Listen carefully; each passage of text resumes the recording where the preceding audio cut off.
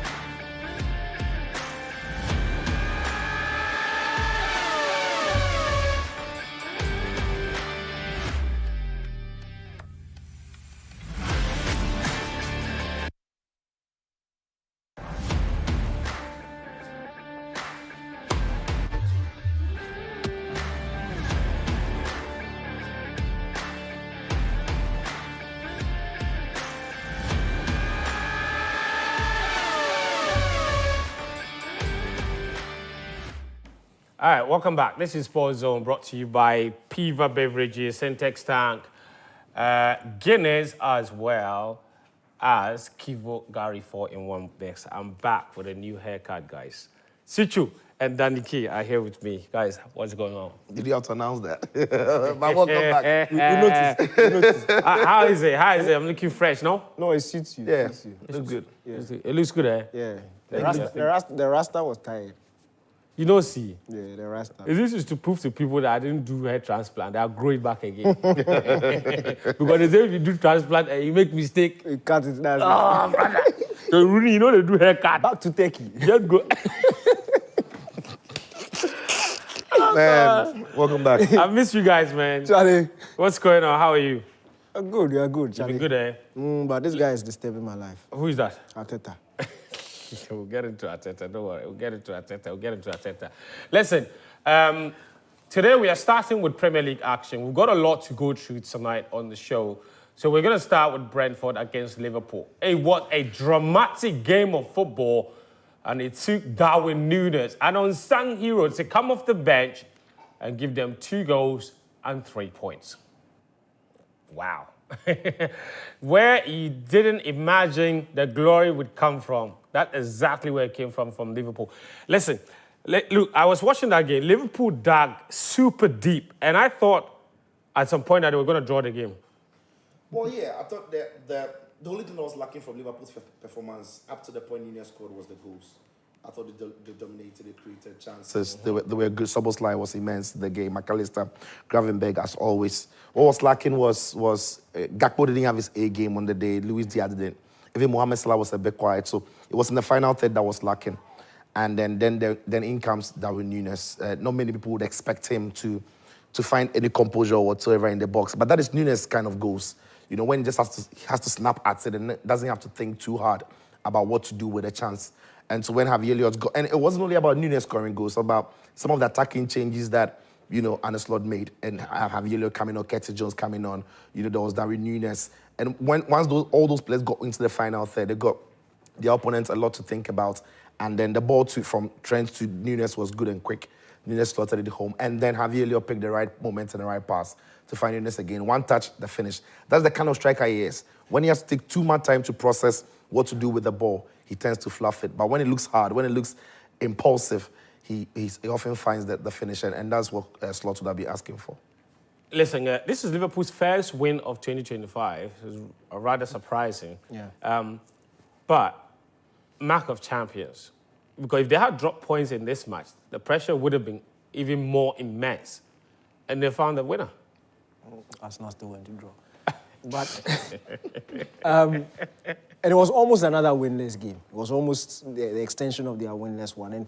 And you mentioned it's a mark of champions. They needed to dig deep in that game. And to be frank, Brentford had a really good game. Brentford had pegged Man City to a 2-2 draw.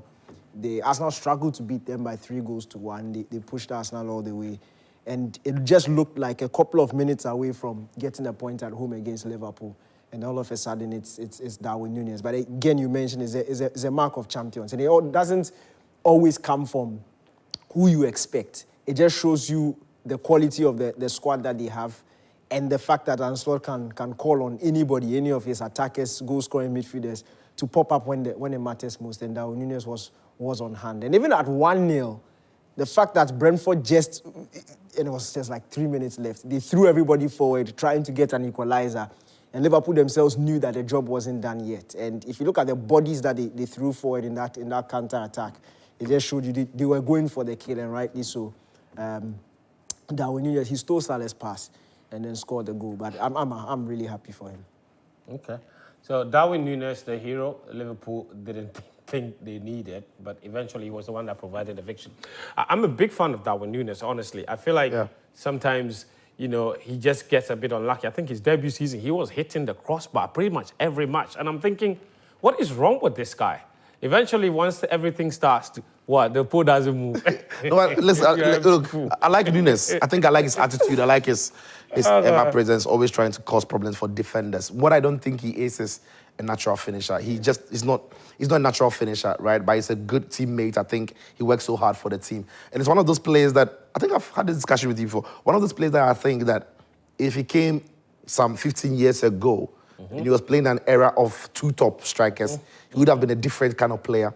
But he's coming into an era where he has to be the target man. I don't think he's a target man.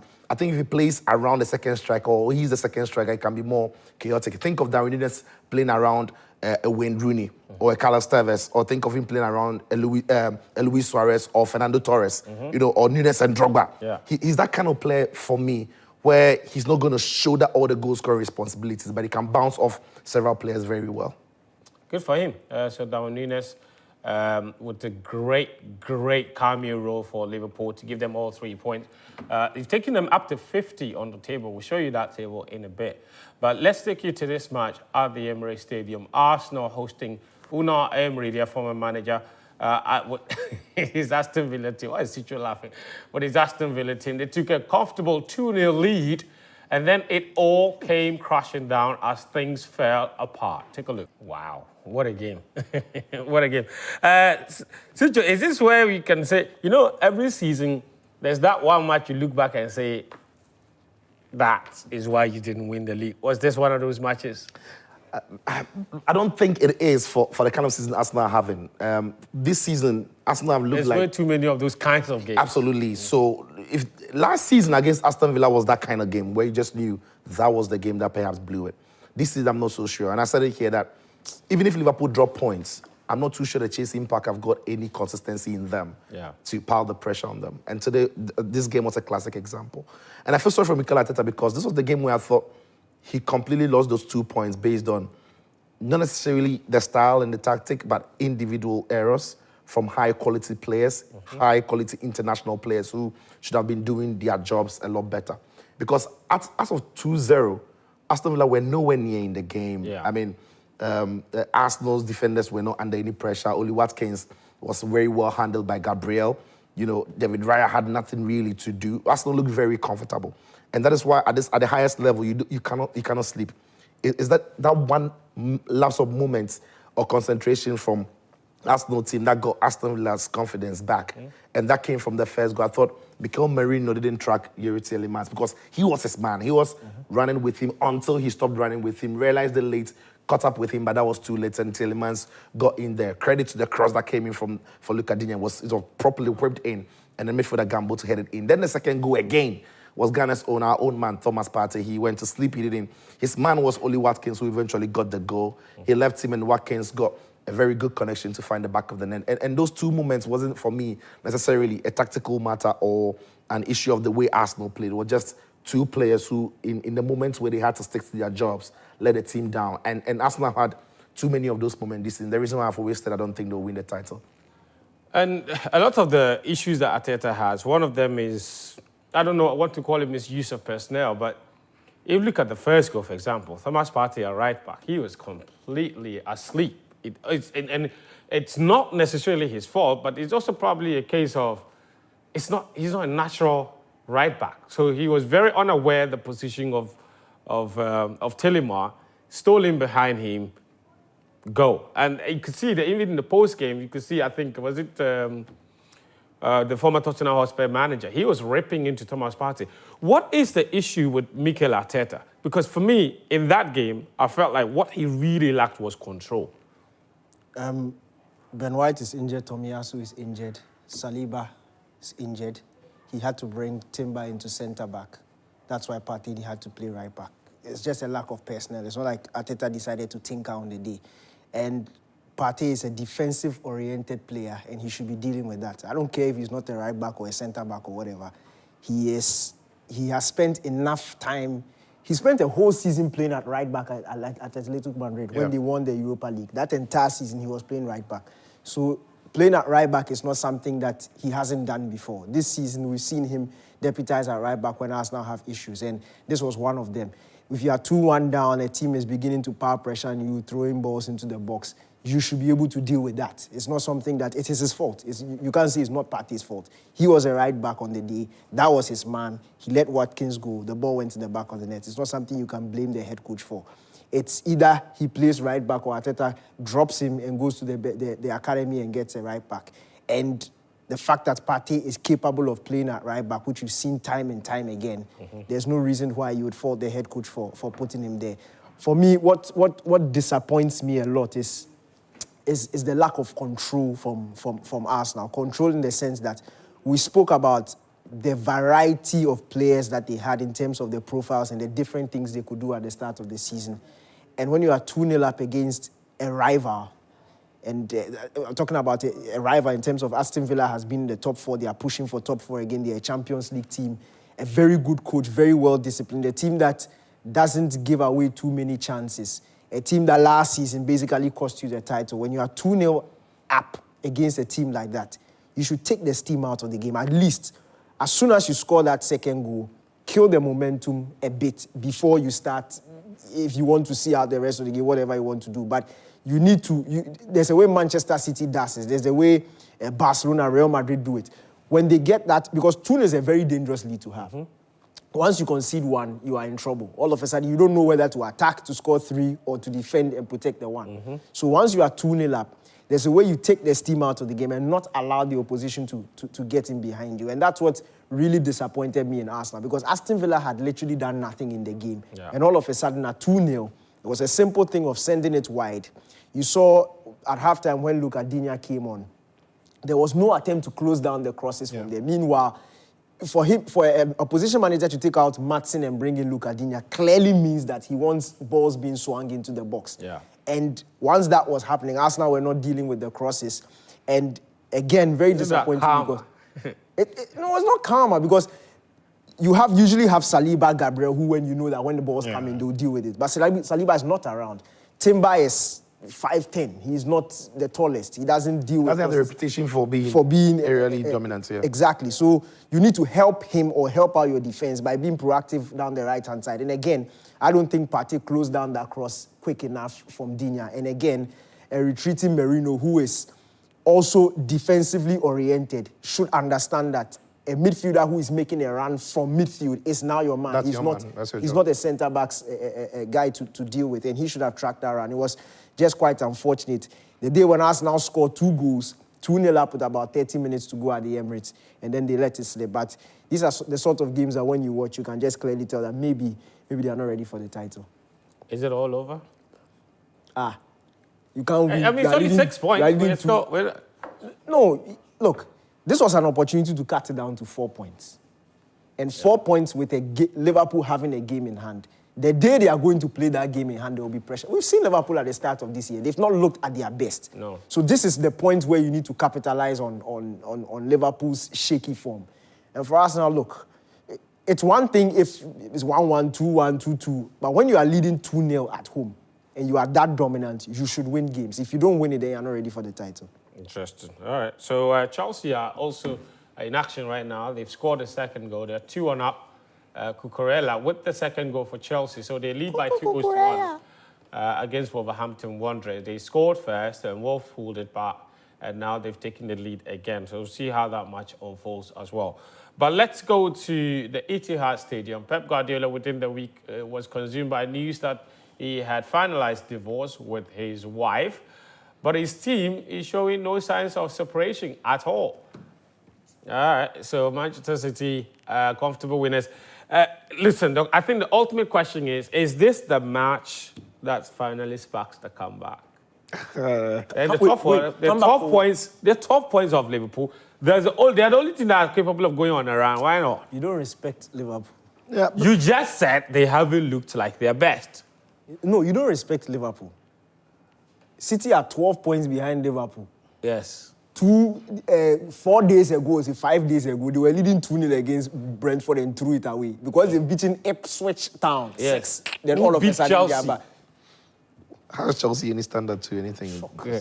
The football, no, I'm trying to say that the football is not predictable. It's not 1+1 equals 2 kind of situation. So anything is possible. Let's talk about. What did you think will happen? Let's Ipswich Town. What did you think will happen? That they would struggle to win. Pep Guardiola himself has said the title race is over. You are sitting here and Kukubimle telling me. To be fair, that's not the first time Pep has said something is over. He likes that thing. Wait, that's when Pep wins that, does he give him 6 points or something? It's not the same 3 points. You don't respect Liverpool. So you are saying this win means nothing? If Man City wins this league, they should close down the Premier League. They shouldn't play again. 12 points lead. This Man City team will come and win. And Arsenal and Liverpool and who is on top? Even Nottingham Forest safe. We will question them if Man City wins this league. It's not possible. Sijo. How? No, I don't. I mean, you were tweeting all about his divorce within the week. Yeah, I thought. But that was a big news. So when I Pep never looked the same this season to me. I thought he didn't look the same. So you thought there was something wrong somewhere? On one of the days on the show, I said that Pep looked drained and tired. And that is what I thought. But now I got to know that he was going through divorce. Hey, this is true. But it didn't say it. But it shocked you. Wait. He's what? Even the watch back in face, no. There's even hang on. But you know they look himself. There's even a tweet. He was even having emotional outbursts here. There's even a tweet of me, right, saying that people need, like, those close people really need to check. They just scored from a set piece now. Madueke. Yeah.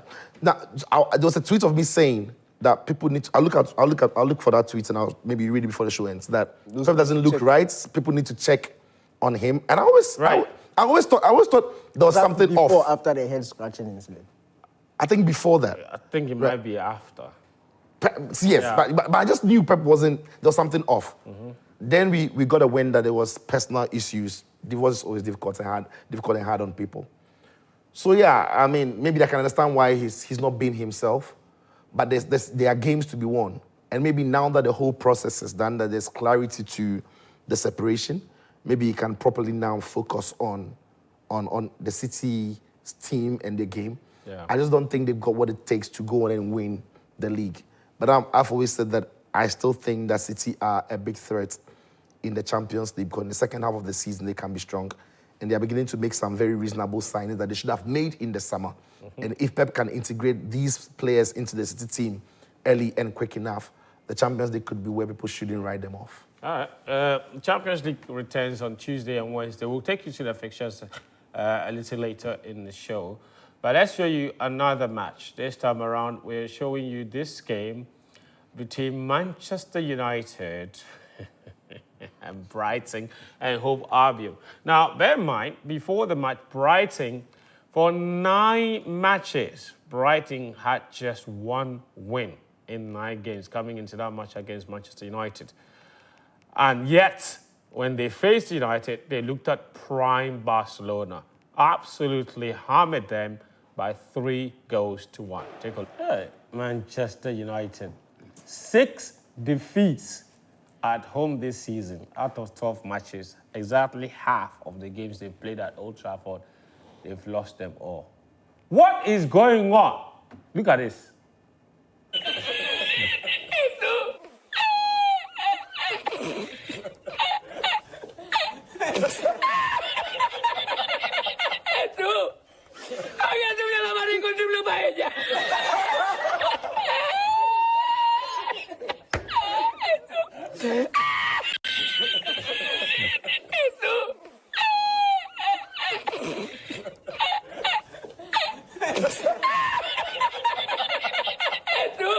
I didn't do that, but Naya did that. That's the case, so leave me alone. Listen, guys.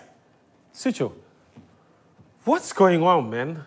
I have said that Amorim might be new, and he might not have the players that he needs to play his system. But he has to show, with some results, that there is something there. So far, have you been convinced about what you've seen from United's performances and the results that Amorim is churning out?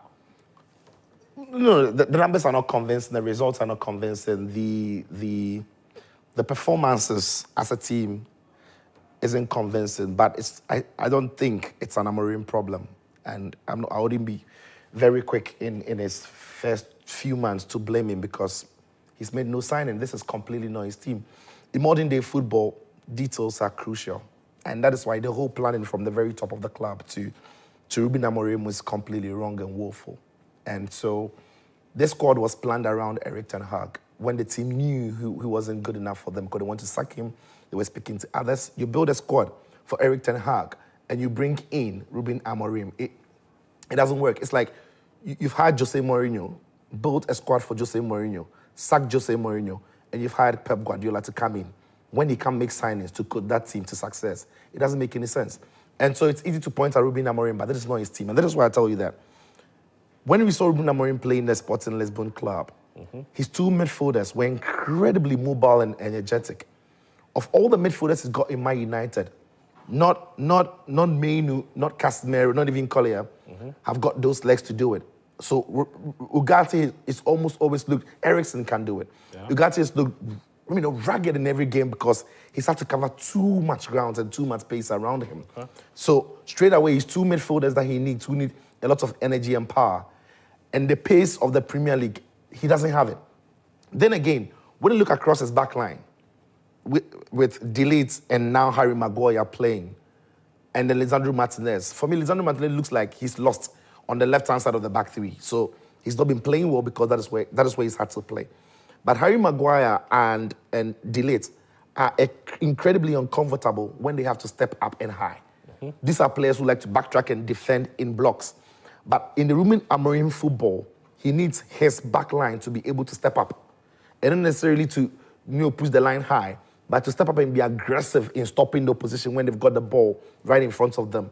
Maguire is not comfortable doing that. De Ligt is certainly not comfortable doing that. It's only maybe the Euro who's shown glimpses of being very proactive and getting into the thick of it. But he was roasted the last time by Ghanaians Kamaldeen Sulemana. You won't easily forget that. So, and then we go to the attack. Ruben Amorim's wide or forward, two of the forward players behind the main striker need to play in a certain way. And I said it here, that Marcus Rashford, Garnacho would all suffer it. What are we hearing? Those two players might be sold. Be shipped off. He's got no quality striker.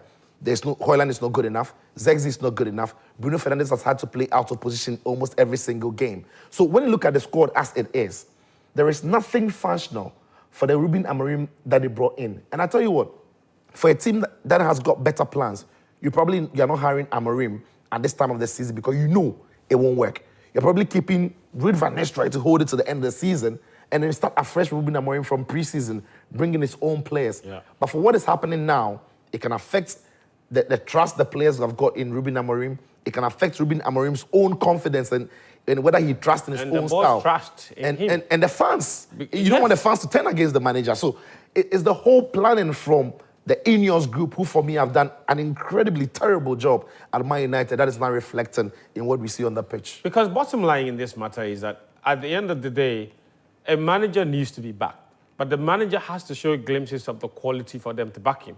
Otherwise, you risk making a mistake they made with Erik ten Hag, where they gave him money to sign players that seemingly were players that would help him play his brand of football. Yep. It doesn't work out. He's left a squad of players that the new manager doesn't think are good enough to play his own kind of football. So that's the window Amorim has, because you've not backed me. These are not my players. You can't judge me.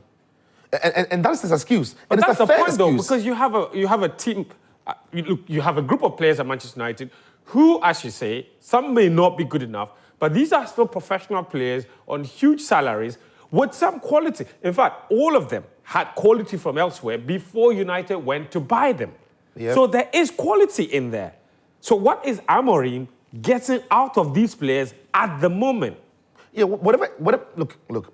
So he's got some players to work with, but those players can work in his system and his style. In football, all of that matters. Look, I'll go further and say he's got nothing in attack, in the striker's position. I'll go further and say he's got absolutely nothing in the middle of the park. Right? Because this everything is Casemiro. We've seen men who has not got the legs to run around the middle. You see young. And so the whole squad planning and whole squad building is not good enough. And I get it. And Amorim said it. He needs to get results as well, even though it's going to be difficult now. And when he starts bringing in his own players, maybe they can start playing better. But that's the thing. We don't even know if United can have the money to spend on the kind of players they need to bring in to give Amorim any backing or whatsoever. So yeah, it's terrible from the very top to what we are seeing on the pitch. Very interesting thoughts on Manchester United. I'll bring Danny K in shortly. I've got your messages here on the WhatsApp number 024 0910 330 024 0910 330. This message from, he says, my name is Crespo. Good evening, guys. I'm Crespo from Takwa. I'm a City fan, but I'm giving up so early because Liverpool are that good and they will win the league. Big ups to you guys. Danny K and Sicho as well. Okay, more messages here. This one says, Fent, good evening. What's your secret? Because it seems you are recovering your hair. Martin, that's so with that message. Martin, there is no secret, okay? There's no secret. Don't worry. It's just, I'm just postponing the inevitable. That's just what it is. It is what it is. It is what it is. This one says, good evening, please. Awuja K. Delali, enjoying your fantastic program at Brekum, Thursday Market area. In fact, Joy Prime is still champion. Imagine Azantiko getting 4 goals in the first half. Unbelievable this season. Brekum Chelsea also beat Mediamarkt by 2-1. Congratulations to them, you say. All right, thank you very much, Awuja K. Delali, for your message. Let me see if I can take maybe one more message, then I'll take a break. All right. I've got a message here. It says, please ask Danike and Sicho.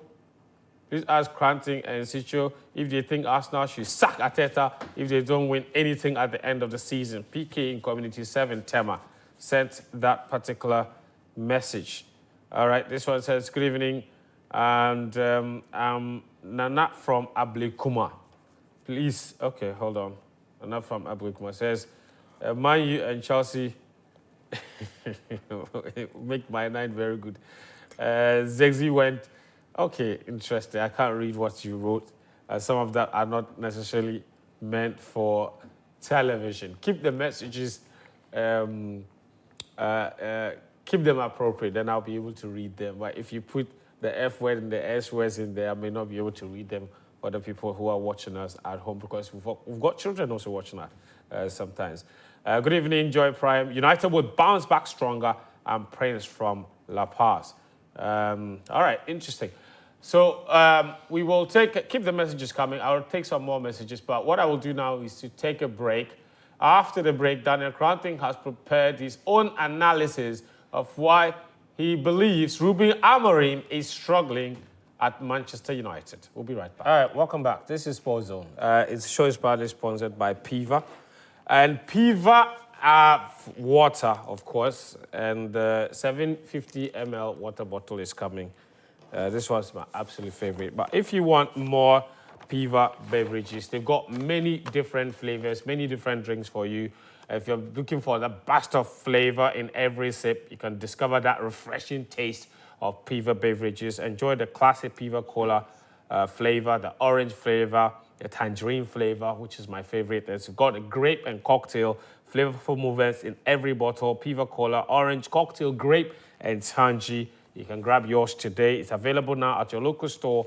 You can call us on 0550 032231, 0550 032231, and other. Piva is a taste you will love. Kivo Gari 4-in-1 mix. Amagari soak is ayede. It's easy. It has the 4 ingredients in there: gari, milk, sugar, and crunchy granite. All you need to do is stir it up, pour it into a bowl of water, and you have a ready meal, okay? Syntex Tank are also sponsors. If you're building any project, you need water storage. Everybody needs water storage.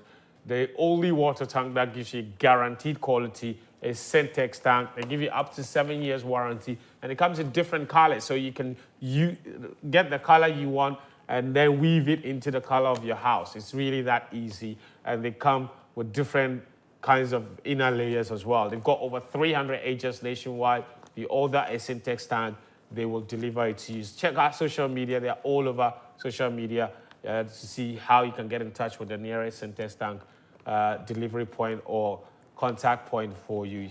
Syntex Tank GH. You will get them on social media as well. If you want to call them, you can call them on 0244 335168, 0244 335168.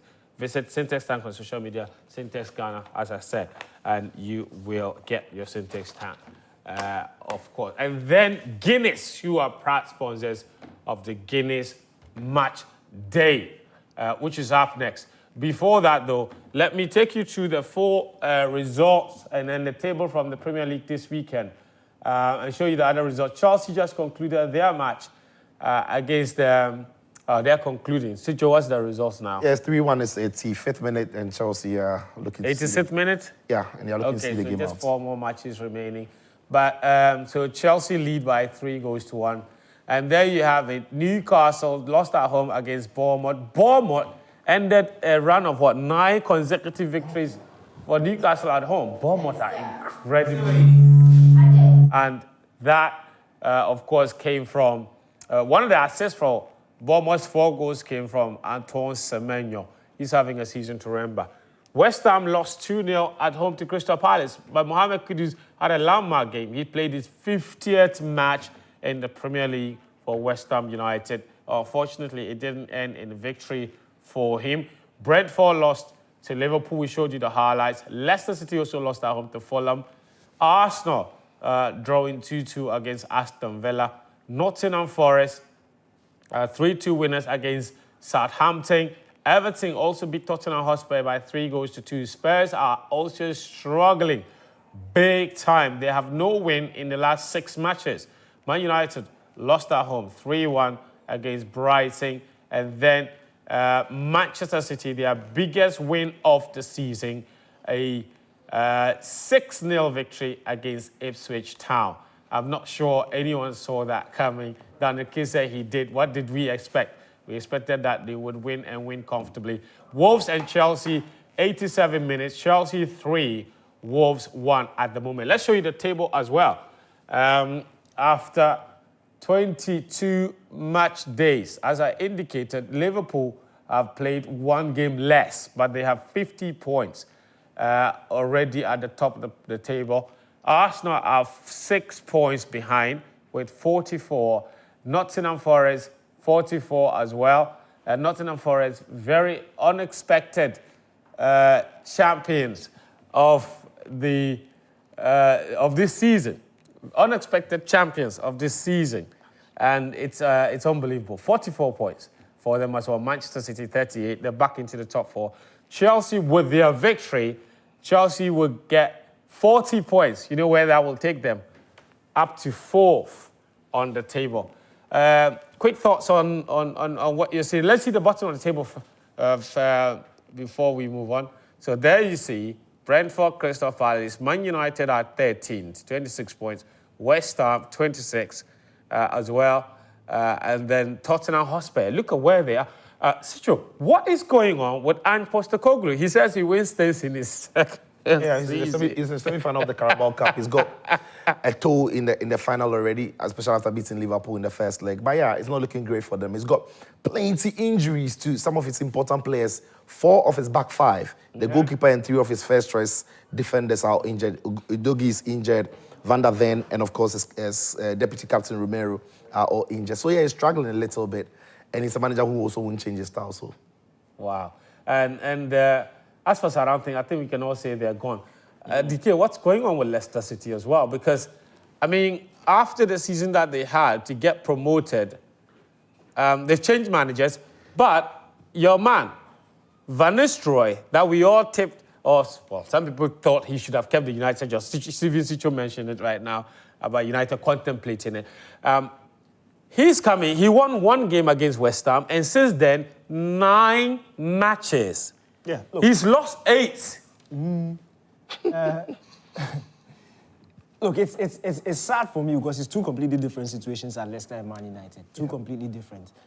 With Leicester City, look, the quality of the players he signed in the summer, the number of players is. I don't think they solved the problems from the Championship well enough.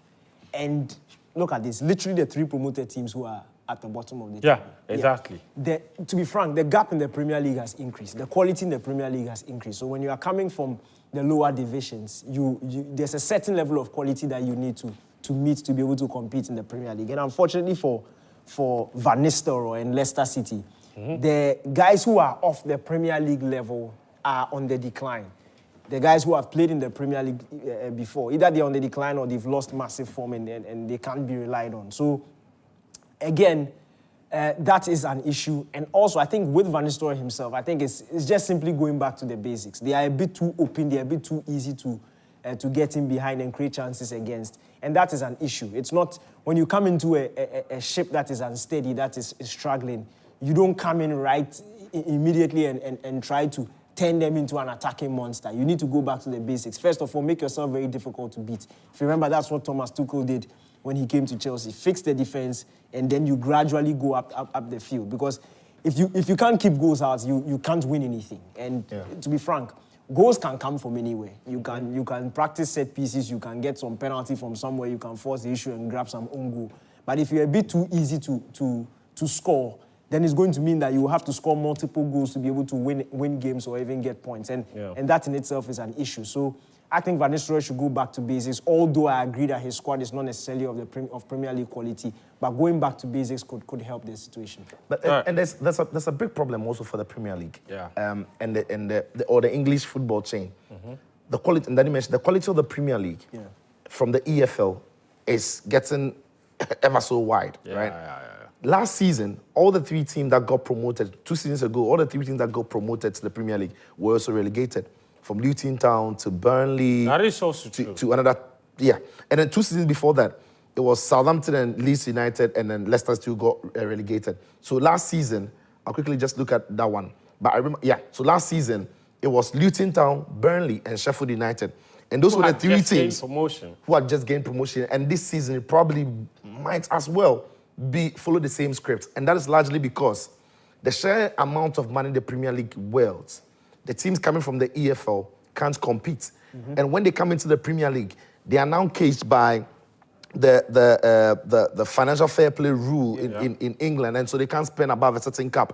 And these are clubs who are already losing tons of money while in the Championship. And when they come into the Premier League, then they're also stifled by that. So it's impossible for them to spend good enough money on quality players to compete at the Premier League level. So something has to change in that spending rule to allow clubs from the EFL to be properly competing in the Premier League. Otherwise, we're going to see Championship teams coming and recycling themselves back in the Championship. Interesting. I've got a few messages here. And then this one says, okay, hold on. This one says, I'm Arthur from Porn. I love to watch Man United in the EFL Championships. I want to stop watching them. Says, I want to stop watching them in the Premier League. I don't think that is a fair point to me, but people are just having a bit of fun with Manchester United's troubles this season.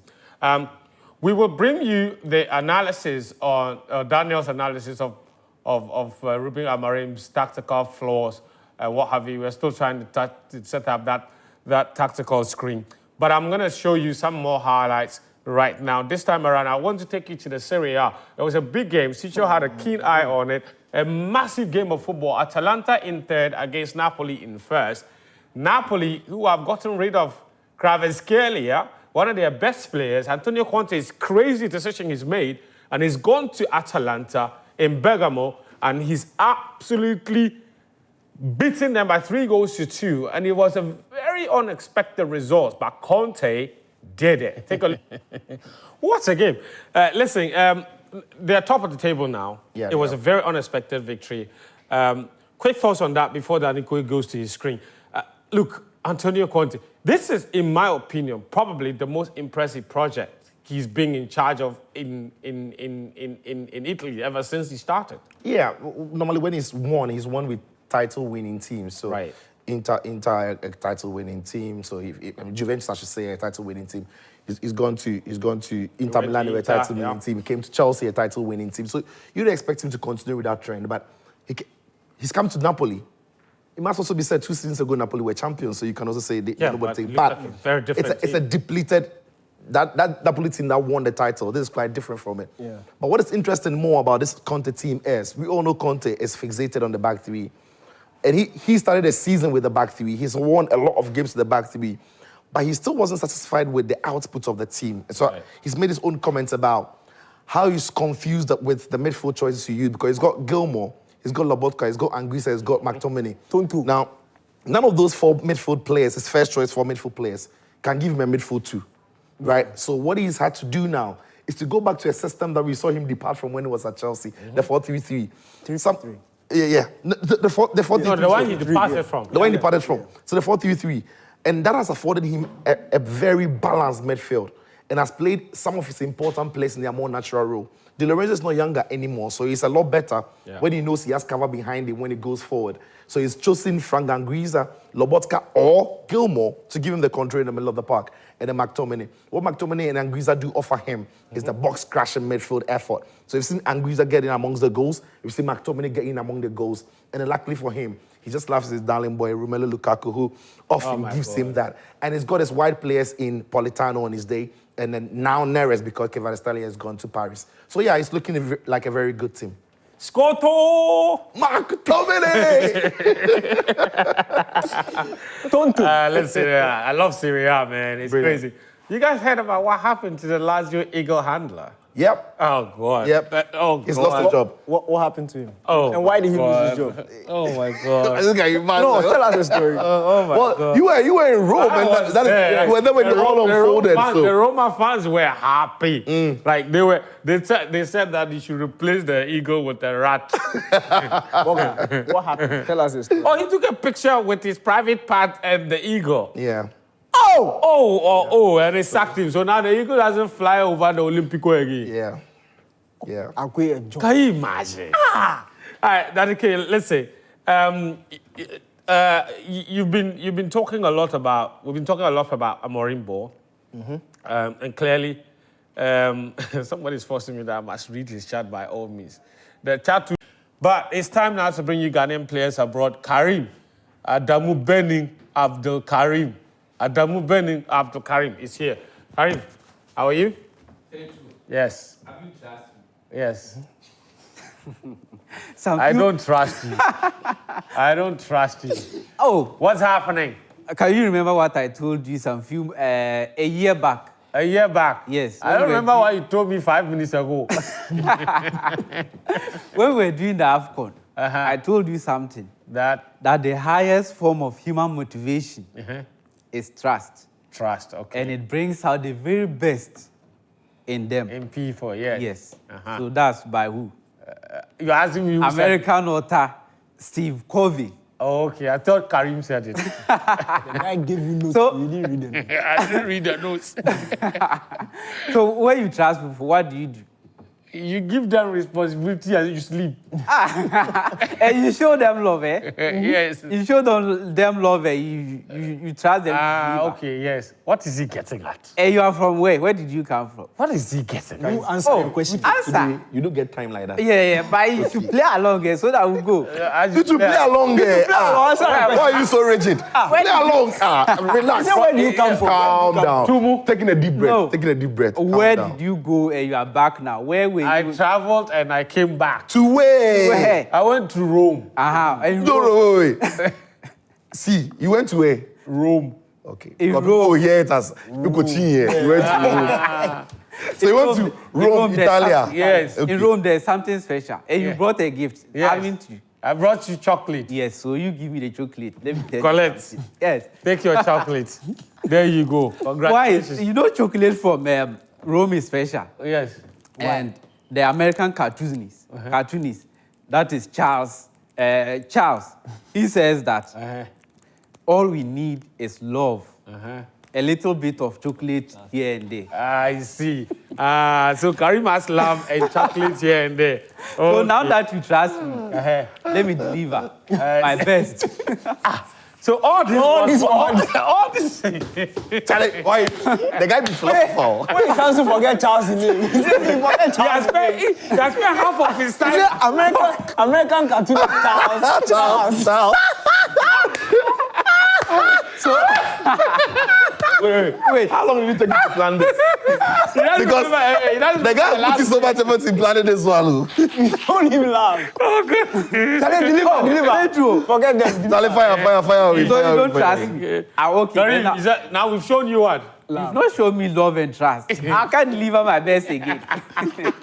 Fire away. That's just by the way. God, Mohamed Kudus this guy. on Saturday, we've seen that he made his 50th Premier League appearance. Yes. And in those 50 Premier League games, can you guess which position he made most of those 50 appearances?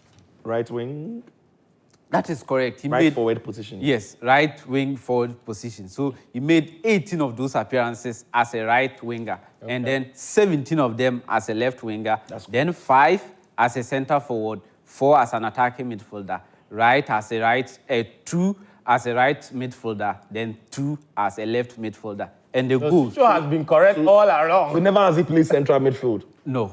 Only 4 times behind the striker. Yes. Please go on. And then he said that is No, switch your boza. Onye no matter. Ball on here to be show. Unim kochi. Yes, you him share.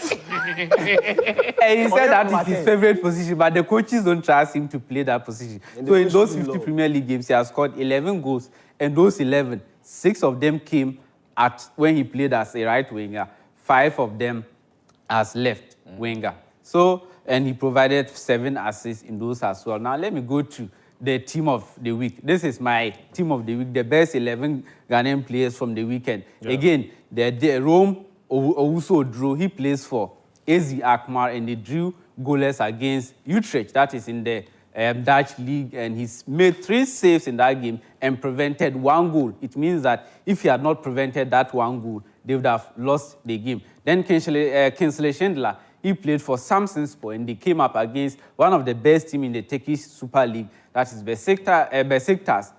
And he was the player that made the most clearances from that game. Then Stefan Ambrosius, he plays for St. Gallen. That is, they played against Sevilla, and they drew 1-1. And he was an exceptional performer for them in that game. Then Abdul Mumin, again, he came up What a clutch. game he had. Yes, he came up clutch for Rayo Vallecano, and they won 2-1. And in that game, he was the player with the most defensive actions involvement in that game. 16 of them, no player had more of them. He won the most tackles as well. Then Jerome Opoku also played for Basek Sahir, that is in the Turkish Super League. A lot of Turkish Super League players in the team of the week today. Then Lawrence Ajekum and Abu Francis, they all play for Cercle Brugge, and Cercle Brugge, they won their game 1-0. And Abu Francis, he provided the assist that led to the only goal in the game against Dende. And he was outstanding for them, created the most chances, that is 3, and won the most tackles as well, 4. Then Brandon Thomas Asante, in the last 3 games, he has started all of them. Before those last 3 games, he has not started the 10 before those 3 games. And that is Coventry City. They played against Bristol City in the last 5 games. Before this game that they played over the weekend, they have not won any of those games. And he popped up with a brilliant goal for them to secure a first win for them in 5 games. That is for Frank Lampard's Coventry City. Then Iñaki Williams plays for Athletic Club, and they drew 1-1.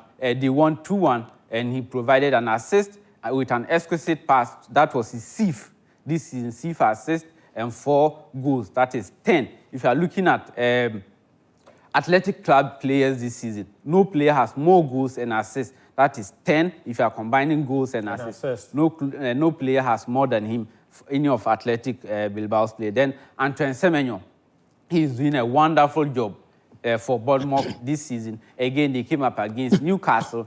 Prior to that game on Saturday, Newcastle won 9 straight games, and that included games against Arsenal and then Man United. They won all those games, but Semenyo provided an assist for the opening game, for the opening goal. That was his 3rd assist this season, including 6 goals, so 9 goals. And last season, he provided only 2 assists, and this season he has 3. Already? Yes, so last season he has only 8 goals, and this season after just 22 games, he had 6 goals. So, and let me talk about this guy before I go.